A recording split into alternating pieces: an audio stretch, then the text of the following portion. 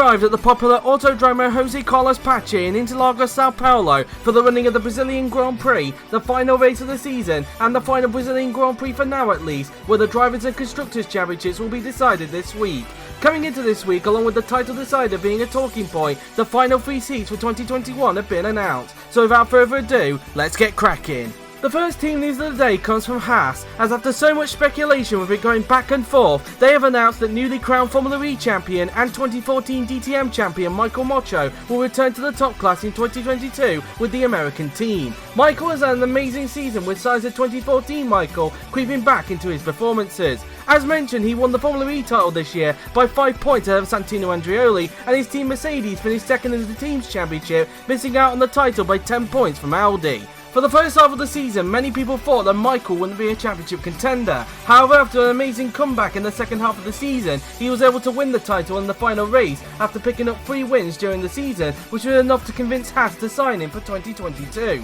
Michael will be over the moon to know that he will be back in the top class for a 3rd stint, and he will be hoping to have an amazing return season in 2022. He will partner alongside Bartosz Klaas, who will be returning to the top class in 2022 with his old team. This does mean for Daniel Fraser, however, it is bad news for him, as a result of him being booted out by Haas after this race, it does sadly mean that he is out of a drive for 2022. The penultimate team news of the season comes from Alfa Romeo, as they have announced the Hungarian F2 driver and former Alfa test driver Bence Valdinga will make his top class debut with the team in 2022. Bence has had an amazing season, with 2021 being a redemption season for him. He finished 3rd in the F2 Championship, 26 points behind Samatoskan, and his team Virtuosi finished 2nd in the team's championship, 88 points behind eventual champions High Tech Grand Prix. Bence achieved 3 pole positions, 2 podiums and a victory in Spain on his way to 3rd in the championship, and was in with an outside shot of winning the title going into the last race at Interlagos 2 weeks ago. And even though he didn't win the title, his performances was enough to earn him a top class drive with Alfa Romeo in 2022. Bence will be happy to know that he will make his top class debut in 2022, and he will be looking to have an amazing rookie season with the Swiss-based team. He will partner alongside Amelia Wilson, who will be leaving Haas at the end of this race to join the Swiss-based team in what will be her last season before her 2-season sabbatical. The final team news of this year's silly season concerns Aston Martin, and after so much speculation, they have announced that newly crowned Formula 2 champion Ioannis Martins will make his top class debut with the team in 2022. Ioannis has had an amazing season in 2022, despite the fact that this was his 2nd season in the OC fraternity. He won the F2 championship at the final race at Interlagos by 10 points out of their 2 teammate Samatoskan, and his team High Tech Grand Prix won the team's title by 88 points out of previous champions Virtuosi Racing. Ioannis achieved 2 victories on his way to the F2 title, and despite having 1 less win compared to his teammate, his consistency allowed him to snatch the title from Oskan at the final race of the season in front of his home fans. Ioannis will be over the moon to know that he will make his top class debut in 2022, and just like Bence Valdinga, he'll be looking to have an amazing rookie season. He will partner alongside Andre Verderi, who will leave Alfa Romeo after this race to join the Silverstone-based team. This does mean with Roland Motrin, it's bad news for him, as just like with Daniel Fraser, he has been left without a drive for 2022. As a result of this news, we now have a complete grid for 2022. So just to recap, here are the teams and drivers for 2022 in current Constructors' Championship order. Red Bull will retain George Roque, and he will be joined by Irish veteran Evan Byrne, who will return to Red Bull and reunite with George for the first time since 2006. Mercedes will retain their lineup of 2-time world champion Franco Lopez and championship contender Amar Khan. Ferrari will retain their British pairing of Chris Chatfield and Jake Galloway. Renault will retain 2019 BTCC champion Jesus Perinen, and he will be joined by 2020 DTM champion Roman Quark. Lamborghini will retain their lineup of Indian driver Rahul Patel and 5-time race winner Laura Chung. McLaren, with their new partners BMW, will retain their lineup of Kirishima De Rosa and 2-time world champion Joseph Willows. Aston Martin will have a new lineup consisting of current Alfa Romeo driver Andre Verderi and 2021 Formula 2 champion Ioannis Martins. Alfa Romeo will also have a new lineup consisting of 2019 Formula E champion Amelia Wilson, who will enter her final season before her 2-season sabbatical, and Hungarian rookie Bence Valdinga.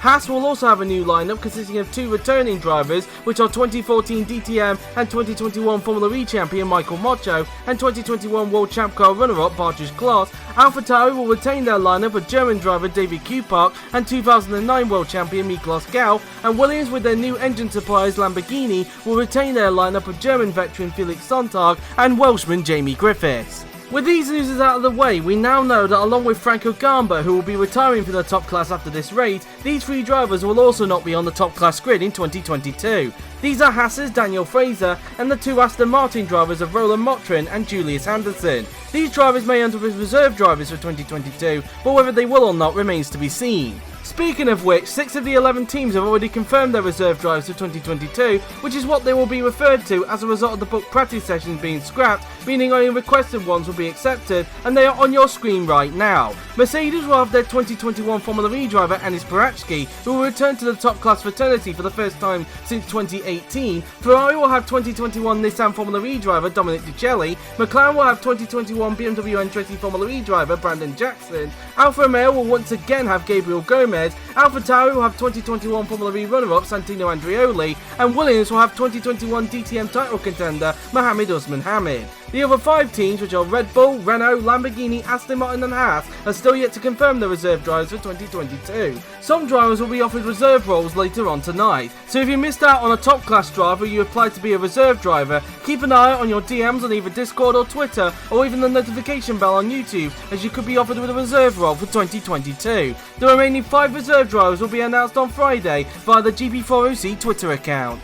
In other news, the lineups for the 2022 Formula 2 season have been confirmed. Unfortunately though, due to issues on my end as a direct result of my hard drive dying on me back in September, we will not be hearing Rob's voice to announce the lineups this time around. However, hopefully by next season's GP4OC News, I would have sorted something out to allow Rob to return to his role on the news. However, for this season, I will announce the lineups instead. So without any hold-ups, here are the teams and drivers for the 2022 F2 season. Starting off with reigning champions High-Tech Grand Prix. They have a new lineup for 2022 in the hopes of retaining both titles. Their lineup consists of Adi Prazan, who moves over from Formula E, and multiple race winner Ruslan Protsiuk, who moves over from MP Motorsport. Moving on to outgoing teams champions Virtuosi, who will be looking to get their crown back in 2022. Like High-Tech, they also have a brand new lineup consisting of 2020 BTCC champion Andreas Sazonov, who moves over from DTM, and 2019 Indy 500 winner Fontana Keoshane, who moves over from Dams. Next up we have Charouz Racing System, who retained their lineup from 2021. They are of course Slovakian driver Josef Frederick Suto and German driver Alexander Arnold. Both are hoping to build on their 2021 seasons and have a brilliant 2022.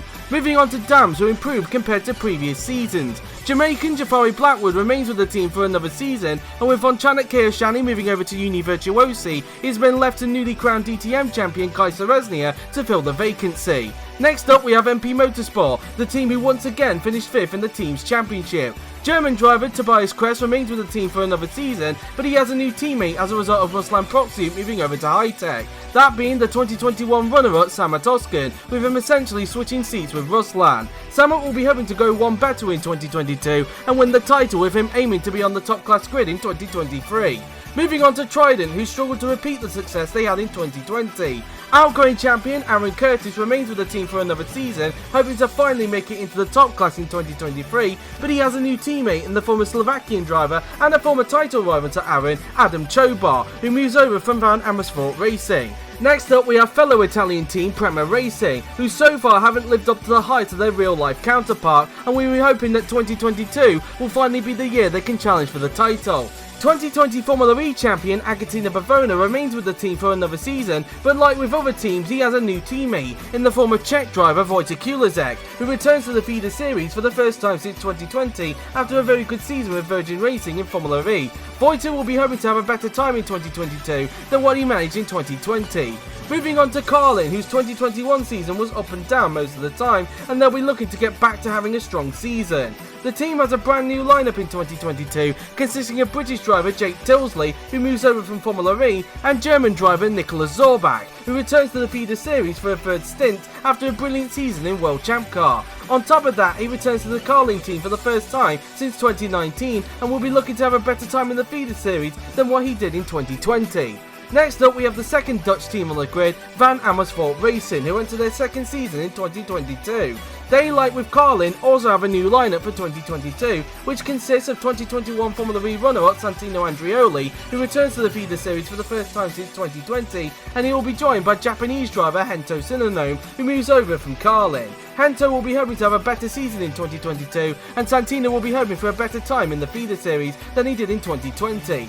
Moving on to ART Grand Prix, who experienced one of their worst seasons in feeder series history and will be looking to improve in 2022. The team will field a brand new lineup in 2022 as a result of Henry Watson not signing up for 2022 and Luca Farina having a tricky season.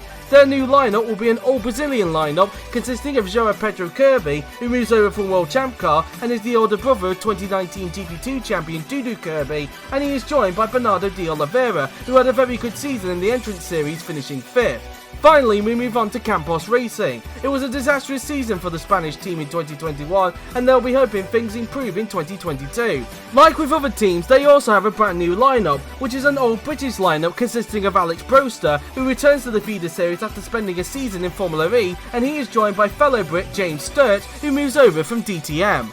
So that is the lineup for the 2022 F2 season, and for those who missed out on a drive for either the top class or F2, they'll have to apply for either DTM, Formula E or World Champ Car if they want to continue in the OC in some capacity. Just like last season, the closing times for each of these series will close in the same way. The DTM sign-ups will close tomorrow, a few minutes after the top class race stream comes to an end. Formula E will close on Friday at 10 PM GMT, and World Champ Car will close on Sunday, also at 10 PM GMT. And just like last season, the sign-up decisions group will decide the lineups for each of them on Monday, with the lineups being revealed to the public on Wednesday via a premiere on YouTube, along with the calendars for each of the series as well. So if you haven't signed up yet for either of them, you need to be quick. The penultimate news we have today concerns the car launches for 2022. After a successful first ever season of doing car launches, we will be doing them again for the foreseeable future, and on your screen right now are the dates and locations for all 11 teams' car launches for next season. Aston Martin will be the first car to launch on the 27th of December at Silverstone, followed a day later by Williams at Alton Park. Then Red Bull will launch at the Red Bull Ring on the 29th, followed by Ferrari a day later at their test track in Fiorano. Then there will be a 2-day break for New Year's before Mercedes launch their 2022 Challenger at Hockenheim on the 2nd of January. Alfa Romeo launch a day later at Misano, followed on the 4th by McLaren, who will launch their car at the Nürburgring due to their new partnership with BMW. AlphaTauri will launch their car on the 5th of January at Imola, followed by fellow Italian team Lamborghini, who will launch their car the following day at Monza. Renault will launch their car at Dijon Bueno on the 10th of January, and then finally on the 8th of January, Haas will launch their 2022 Challenger at Indianapolis. We hope you guys look forward to these launches, just as you did for the 2021 launches. And finally, in other news, this is the basic criteria that the championship contenders need in order to win the title. For the first ever time in GP4OC history, a winner-takes-all situation has occurred, with both Franco Gama and Armar Carr being on the same number of points going into the finale. So who will walk away as the 2021 World Champion and the first ever Fantasy Era Champion? Will Armar Carr finally break his duck and win his first ever world title, continuing Mercedes' streak of drivers' titles and becoming the 5th Mercedes driver to do so? Or will Franco Gama in his final ever top class race do what Will Neller did back in 2017 and walk away with his first ever world title and become Red Bull's first world champion since Florian Volker in 2013? Tune into tomorrow's race to find out, as it is looking to be a titanic clash for the world title. And that is it, not just for this week, but also from the GP4OC News Series 9. I would once again like to thank Yuri for allowing me to do this once again for the team news, and I would like to thank each and every one of you for the support you have given once again for this series, especially during the time when my hard drive died back in September. Even though we didn't reach the intended 10 episodes, we luckily was able to get back into action before the end of the season to ensure we had a finale episode. The GP4OC News will return midway in 2022, where we will hopefully have 10 episodes this time and a pilot episode to determine the teams and drivers for 2023. But in the meantime, I have been JW97, enjoy the title decided tomorrow and the first ever end of season test on Saturday here at Interlagos, and I will see you very, very soon.